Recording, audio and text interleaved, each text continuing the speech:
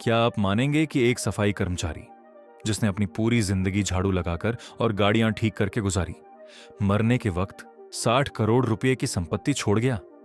और वहीं हार्वर्ड से पढ़ा हुआ एक बड़ा इन्वेस्टमेंट बैंकर जो करोड़ों कमाता था, वो दिवालिया होकर सड़क पर आ गया। अजीब लगता है ना? हमें बचपन से सिखाया जाता है कि पैसा कमाना मैथ्स और कैलकुलेशन का खेल है, लेकिन असलियत में पैसा कमाना इस बात पर निर्भर नहीं करता कि आप कितने स्मार्ट हैं, बल्कि इस पर निर्भर करता है कि आप व्यवहार कैसे करते हैं। आज हम बात करेंगे उस किताब की जिसने दुनिया के अमीरों के सोचने का तरीका बदल दिया, द साइकोलॉजी ऑफ मनी। अगले कुछ मिनटों में आप पैसे के वो राज जानेंगे जो शायद स्कूल या कॉलेज ने हमें कभी नहीं सिखाए। सबसे पहले एक बात समझ लीजिए, पैसे को लेकर कोई भी इंसान पागल नहीं होता।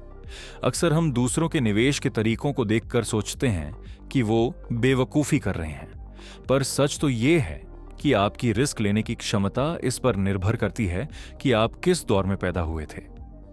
अगर कोई इंसान ऐसे समय में बड़ा हुआ जब शेयर बाजार गिर रहा था और महंगाई चरम पर थी, तो वो हमेशा डरा रहेगा। और जो इंसान मार्केट के बूम के समय बढ़ा हुआ, उसे रिस्क लेना आसान लगेगा।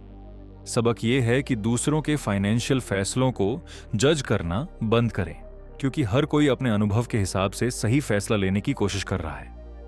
अगली बड़ी बात है भाग्य और जोखिम, यानी लक और रिस्क। बिल गेट्स को तो सब जानते हैं। 1968 में जब दुनिया में करोड़ों बच्चे थे, बिल गेट्स उसी एक स्कूल में गए जहां उस समय का सबसे एडवांस कंप्यूटर था। ये भाग्य था।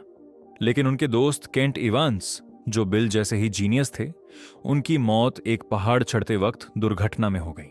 ये जोखिम था। याद रखिए, जब आप सफल हों तो उसे सिर्फ अपनी मेहनत ना मानें, और जब असफल हों तो उसे सिर्फ अपनी गलती ना समझें। दुनिया बहुत जटिल है और यहां मेहनत के अलावा भी कई ताकतें काम करती हैं। अब बात करते हैं एक ऐसे सवाल की जो आपकी जिंदगी बदल सकता है। आपके लिए काफी कितना है? एक बार एक पार्टी में दो मशहूर लेखक बात कर रहे थे। एक ने दूसरे से कहा, देखो उस हेज फंड मैनेजर को, वो एक दिन में उतना कमाता है जितना तुम अपनी पूरी किताब बेचकर जिंदगी भर में नहीं कमा पाओगे। दूसरे लेखक ने मुस्कुराकर जवाब दिया, लेकिन मेरे पास वो है जो उसके पास कभी नहीं होगा। मुझे पता है कि मेरे लिए पर्याप्त क्या है। अगर आप अपनी पर्याप्त की रेखा को हमेशा आगे बढ़ाते रहेंगे तो आप कभी खुश नहीं होंगे। लालच में आकर अपनी इज्जत, परिवार और मानसिक शांति को दांव पर लगाना दुनिया की सबसे बद्धी बेवकूफी है। पैसे के मामले में सबसे बड़ा भ्रम अमीर दिखने और अमीर होने के बीच का है। अक्सर हम सोचते हैं कि अगर कोई 50 लाख की गाड़ी चला रहा है तो वो बहुत अमीर है, लेकिन लेखक कहते हैं कि वो आदमी शायद 50 लाख रुपए कम अमीर हो गया है क्योंकि उसने वो पैसे खर्च कर दिए। असली वेल्थ वो संपत्ति है जो अभी खर्च नहीं की गई है, वो पैसा जो बैंक में है, जो इन्वेस्टेड है, जिसे आपने अपनी आजादी खरीदने के लिए बचा कर रखा है। अमीर दिखना बहुत आसान है, बस पैसे खर्च कर दो। लेकिन अमीर बने रहना मुश्किल है, क्योंकि उसके लिए अनुशासन चाहिए। दुनिया के सबसे महान इन्वेस्टर वॉरेन बफेट की सफलता का राज कोई गुप्त फॉर्मूला नहीं है, बल्कि समय है। उनकी 90% से ज्यादा संपत्ति उनके 65वें जन्मदिन के बाद बनी। इसे कहते हैं कंपाउंडिंग का जादू। पैसे का असली मनोविज्ञान यह है कि आप मैदान में लंबे समय तक टिके रहें। पैसा कमाने के लिए आपको जीनियस होने की जरूरत नहीं है, बस आपको पागलपन भरे फैसले लेने से बचना है और शांत रहना है।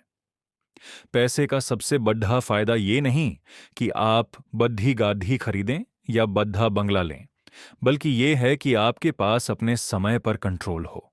सुबह उठकर यह कहना कि आज मैं जो चाहूं वो कर सकता हूं, दुनिया की सबसे बड़ी खुशी है। अगर आपके पास पैसा है लेकिन समय नहीं, तो आप अमीर नहीं हैं। तो इस पूरी चर्चा का सार क्या है? अपनी ईगो को कम करें, अपनी बचत को बढ़ाएं और धैर्य रखना सीखें।